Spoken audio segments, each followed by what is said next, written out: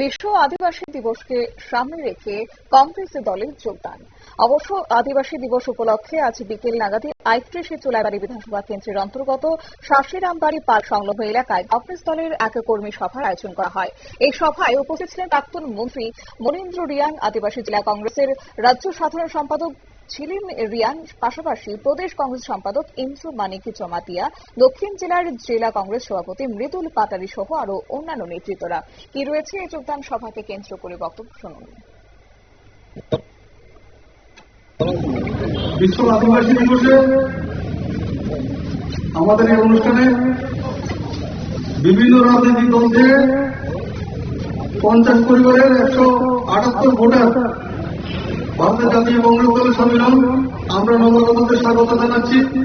ওনারা অঙ্গীকার করেছেন আগামী দিনে ভারতের জাতীয় কংগ্রেসের হয়ে এই এলাকার মানুষের আর্থসামাজিক অবস্থার উন্নয়নের জন্য ওনারা কাজ করবেন।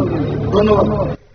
অবশ্য এদিনের এই সভাতে উপস্থিত বিভিন্ন দল ছেড়ে 50 পরিবারের 178 জন ভোটার কংগ্রেস দলে যোগদান করেন। সভার উপস্থিত হয়ে রাজ্য প্রদেশ কংগ্রেসের সভাপতি আশিস কুমার সাহা তিনি উপস্থিত ছিলেন এবং যারা ভোটাররা যোগদান করেছেন দলে তাদেরকে দলীয় পতাকা হাতে তুলে দিয়ে বরণ করে নেন। নিয়ে নিচ্ছে ছোট্ট একটি বিজ্ঞাপন বিরতির সঙ্গে থাকুন।